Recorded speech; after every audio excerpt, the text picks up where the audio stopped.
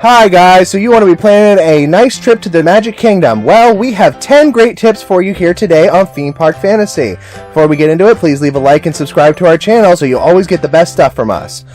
Alright, we all love going to Magic Kingdom. It's a fun place to go, great for your family, it's a great first trip location. But there are some things that you probably should know about it before you go. So, let's get into that. At number 10, Aladdin and Dumbo are the same ride, but Aladdin has a shorter wait time. Honestly, I always used to love both of these rides when I was little, but of the two, Aladdin was slightly more fun for me. That could be just because I loved Adventureland more, but in truth, they're the same ride. You go up, you go down, you spin around. It's a nice ride, and it's definitely fun if you have a little kid, but Aladdin consistently has shorter wait times, and that's why Dumbo over in the new Silly Circus area has 2 different ride areas, and the lines are still huge. So, if you want the same experience, but maybe you don't want to wait as long, go right ahead and go over to Aladdin. Next, at number 9, we have there are no fireworks or parades right now. Yeah, this one's kind of sad in our group because we love the parades. I grew up watching Spectrum Magic. It was a fantastic experience, and Wishes was always a great experience. We had the soundtrack for it. We listened to it whenever we traveled to Florida. But unfortunately right now, due to everything that's going on in the world, Disney has no plans to currently bring back fireworks. We heard some rumors they might be doing it at Epcot, but even that hasn't been fully confirmed. So, for right now, the best you can hope for is maybe seeing some light shows, but even those aren't confirmed right now.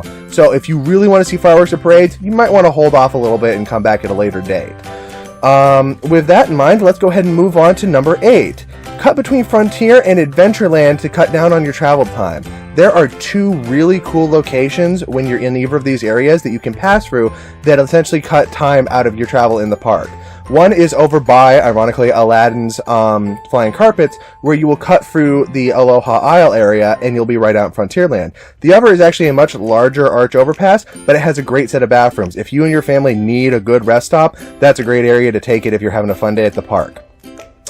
Alright, and now number 7, if you're going into Frontierland, make sure you wave hi to the Country Bears when you go through.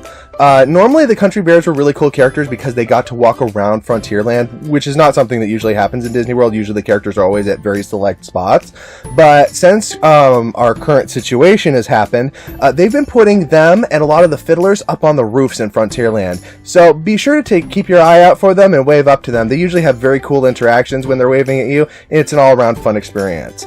Alright, next is number 6, and this is another travel tip. If you want to go to Fantasyland, like say if you have your heart set on going to Dumbo, then you're going to want to go through Cinderella's castle. You can take the wheel and spoke approach that Disney designed the park with, but that can take you a while and you'll be forced through with the crowds.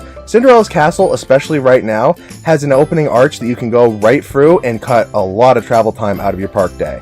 Another fun fact, this is also how you get to Cinderella's royal table, as well as it details the story of Cinderella in these really cool mosaic paintings. They're really cool to look at, and it can be fun for your kids if you're going through there. Alright, now we have number 5. Check out classic rides like Buzz Lightyear and It's a Small World if other lines are too long. So yeah, this one's fairly self-explicit. These days, the line times are just excessively huge. I mean, we're seeing 60-minute wait times for older rides like Pirates and Haunted Mansion. Not that they couldn't get up to these in peak time, but right now it is just absurd. But some of the other rides that are open that normally may have been long, with the reduced number of people, have pretty good walk-on times. Buzz Lightyear Space Ranger Spin was one that we loved to do, but always had a long wait time, so we needed a fast pass for it. Right now, that thing barely gets up above 25 minutes. I mean, it's like a really cool experience. You just walk on. It's like walking through a little Buzz Lightyear themed maze more than it is a line at this point. Same thing with rides like It's a Small World. I mean, we've even seen, ironically, a ride that was famed for its long line time was Peter Pan. And now that thing does not get anywhere near where it used to. So yeah, if you're looking to maybe hit some rides, but you're worried that the real classics maybe a little bit too long for your family, like if you have an appointment or something, check out some of those older classics. They might just have the wait time that you're looking for. Alright, now we're moving on to number 4. The only place to get ice cream right now in the Magic Kingdom is Auntie Gravity's Galactic Goodies and the Plaza. Yeah, unfortunately, and yeah, because they don't even have a full listing at the Storybook Ice Cream Parlor anymore either. The Plaza, the one next to the restaurant, the Plaza Ice Cream Parlor, that's closed down. So you're really your only 2 options for real ice cream is Auntie Gravity's Galactic Goodies and the aforementioned Plaza Restaurant, and that's really more for shakes than sundaes.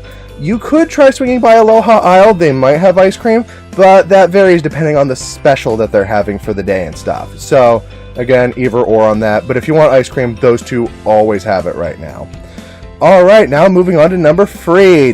Big 3. Alright, if you want to see all the cavalcades, then wait on Main Street. So, as you may or may not be aware right now, characters are not out and about at all. I mean, you can't find them at any of their old character spots, and even in the restaurants that have them now, such as Cinderella's Royal Table, they come out, they wave at you, and they go back in. It makes it kind of hard to have a fun character experience. But because they're not running parades right now, Disney has repurposed the floats into these awesome character cavalcades that they're running down in a random order down Main Street. They make their way through the park somewhat, but if you want to be guaranteed to see them, you go ahead and you wait on Main Street and you'll get to see the full loop of them. Right now, we just came out of Halloween time at the time of this video. They had some cool adjusted ones. You know, they had like a Jack, Sally, and Oogie Boogie one that was an add-on. They had another one, I can't remember which one. It wasn't the villains one, it was another one. That one had Halloween dress for the characters. And then they also ran their standard princess one and a Move It, Shake It, a one that was from the original parade that they used to run at free. These aren't as cool as a regular character experience, but it is a nice substitute in a time when you can't find any characters at all. Alright, number 2. You can still get your picture taken on Main Street or in front of the castle with Walt or Mickey. This was on hold for a while when they reopened, but it started to come back, and I'm very glad about it. Getting your picture taken in front of the castle is one of those memories that you keep with you forever. We still have the one from when I was a little kid and my parents took me. With that in mind, they weren't offering it first, but now they are. They even have contactless photo pass options, so you can get that and you don't even have to make contact with the photographer's scanner at all. You can get a really detailed picture that keeps the magic of your trip for you, but you didn't have to take it yourself or worry about finding somebody to take your picture for you. It's a nice feature and we're glad to have it back. And number 1, the best restaurants to go to right now in the Magic Kingdom are Skipper's Canteen or the Plaza. Now, I say this knowing that this is very subjective based on my taste in food, as well as what your taste in food may be. But here's what you need to know. Right now, for wait times and price, Skipper's Canteen and the Plaza will offer you the best that you can get right now. Be Our Guest is a fantastic experience that is open right now, but the building is more fantastic than the food, especially since they switched over to using a course-style menu. You don't get as much variety in it, and the price is pretty hefty for what it is. I mean, if you like French food, if you love French food, then this might be a good experience for you. But if it's not, you probably won't get much enjoyment out of this. And unfortunately, Cinderella's Royal Table, while a good experience, if the princesses were still making their way around, which I just discussed they are not, is $65 at the time of this recording.